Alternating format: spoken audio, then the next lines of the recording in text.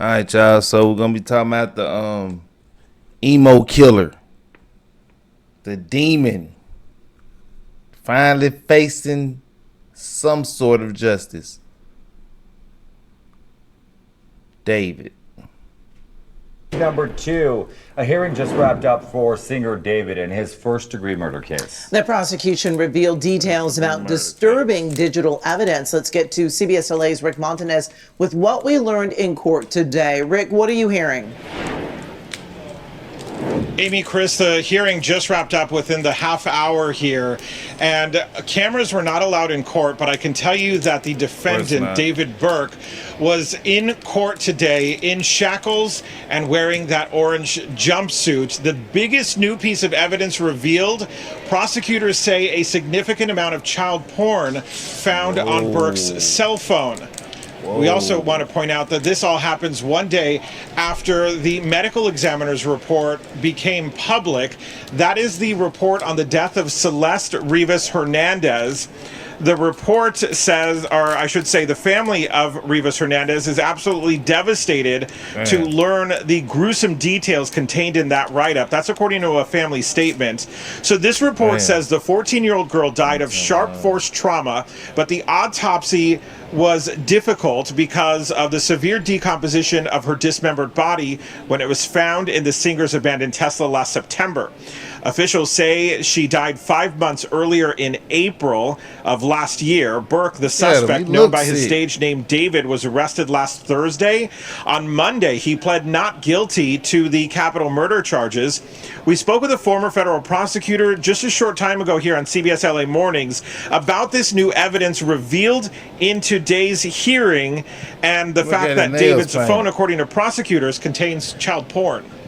Child porn. And obviously, we don't know if it's Celeste Rivas's images and videos or something else, but that is a significant offense. Obviously, it helps prosecutors prove the sex crimes, the lewd and lascivious, Penal Code Section 288, but it's also a separate crime in and of itself, and it's certainly the possibility that the feds even step into this case. This is this is an abomination, bro. Honestly, this is one of the most gruesome things that we're hearing from when it comes to a public figure in a long time. As a matter of fact, I can't even think of right off the top of my head one of the most horrific things.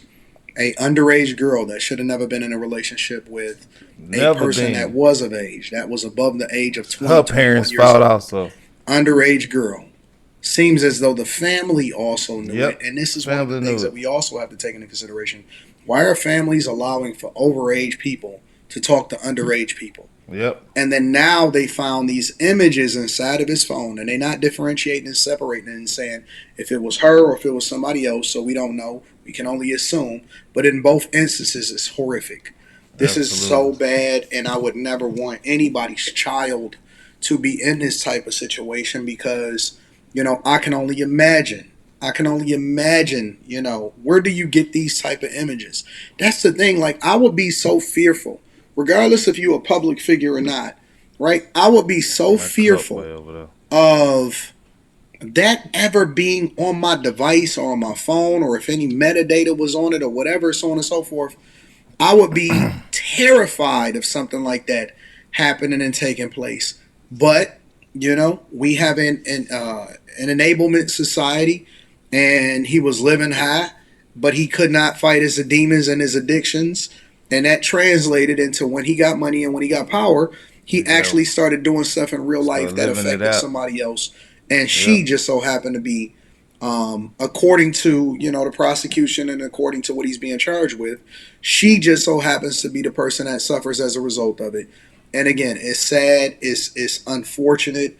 I wouldn't wish this on anybody's child, on my worst enemy's child. I think that women and children should be protected at all costs. And the fact that this happened to somebody underage and we literally get to see it in real time makes it even more tragic. I don't like it. I hate it. And the more that I see details come out about this case, it's almost like, you know too much, you've seen too much. You know, I wish I was still ignorant about it, but I don't wish I was ignorant about it because we need to talk about at the same time. And this is one of the things I plan on having as a conversation on After Hours tonight. But the point is, it's just horrific. I don't like it. It bothers me. I don't know how he's able to sleep at night. And then, the worst part about the whole situation, if you look at his music and you look at, previous documentation of his concerts, he was having like real funeral processions as props and stuff at his shows. He was having, he did whole songs where he kind of mocked the situation. And it's like, wicked setups. What is wrong with you, bro? Death setups. We need to know about his lineage. I need to know about his parents. I need to know how he was raised. If anybody seen signs of this stuff before. Because, again, I just think that this is horrible. It's horrific. They typically will prosecute these types of child pornography cases. And we also learned from prosecutors that there is a large amount of digital data that needs to be processed and shared as evidence with the defense. So there is a lot that will happen as this case moves forward, but it will be back in court. Both sides will be back in court on April 29th next week, so they can get an update on where they stand with evidence, whether they need more time to prepare for a potential capital murder trial. Also worth noting, today's date, April 23rd, it marks the 1 year since Celeste Rivas Hernandez was last seen alive. Reporting live in downtown Los Angeles, Rick Montanez, CBS LA. Yeah, the details of this case become more and more disturbing. Okay, Rick, thank you for that update. Our top story here at 4. After months of delay here, the cause of death for 14-year-old Celeste Rivas Hernandez is made public. Thank you so much for being with us, everybody. I'm Michael Brownlee. And I'm Kathy Vara. In for Colleen, the teen's remains were found severely decomposed and dismembered inside a car belonging to senior David like a little girl, man. Our investigative reporter Eric Leonard was first to break news of this teenager's death and the recent arrest of singer David. He's live on a newsroom with more of the coroner's report and what police believe happened to her. Eric. Hi, Michael. Well, the medical examiner or coroner says Rivas Hernandez was the victim of a homicide, meaning a death at the hand of another person. The report says there were wounds on her body that suggest she was stabbed and that stabbing was the likely cause of her death. The coroner's findings have been on lockdown for months because police and prosecutors said sharing those findings might have affected the testimony of witnesses. And a pop singer known as David, whose legal name is David A. Burke, seen in court Monday, is expected at another hearing tomorrow in downtown LA. This must be the only footage before they actually locked them up, because it looks like they're all using it because there's no cameras in the courtroom. So we might get some sketches, hopefully. But I really don't even see this case going that far. I mean, it's pretty self-explanatory. And that's where a judge will likely set a date for a preliminary hearing. That's when prosecutors will have to provide a summary of the evidence in the case to a judge, who will then decide if there's enough proof of murder to hold a jury trial.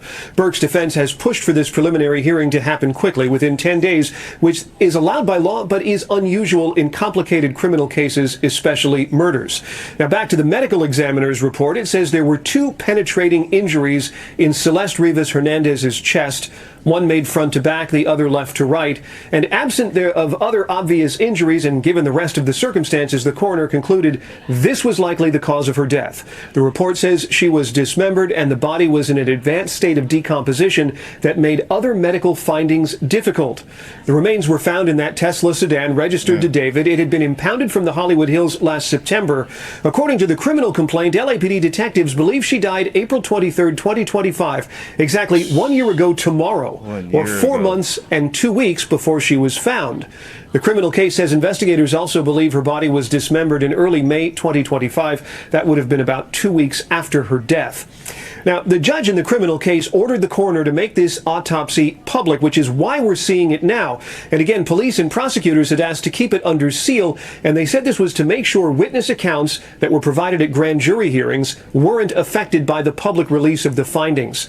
Burke's defense lawyers, we should note, have said he's not guilty of murder and that he's not responsible for Rivas Hernandez's death as well. I'm investigative reporter Eric Leonard, NBC4 News. Back to you. Eric, thank you. NBC4 will have continuing coverage on this case, both on air and online, and right now on NBCLA.com. Again, I think it's just horrific. You know, usually the words that I use to describe something is unfortunate. In this case, it's not unfortunate, it's horrific. And imagine if he was halfway smart enough to actually do something else with the body to where she was never able to be found. right? To where you wouldn't be able to identify who this person is. It's a possibility he could still be on tour, selling out tickets, meeting people, and maybe even plotting on what his next victim was because he would feel more comfortable, you know, with this whole situation. And that is the part that really, really would bother me, because we don't even know how many monsters are still out here running around. He just so happened to be the one that got caught because he was stupid and dumb at a younger age to be able to do so. And so, again, prayers up for the family. Prayers up for everybody that could be affected by this. Make sure you guys tap into Patreon. Link is in the description. We out. Teach Henley, 40% off your first order, 20% off.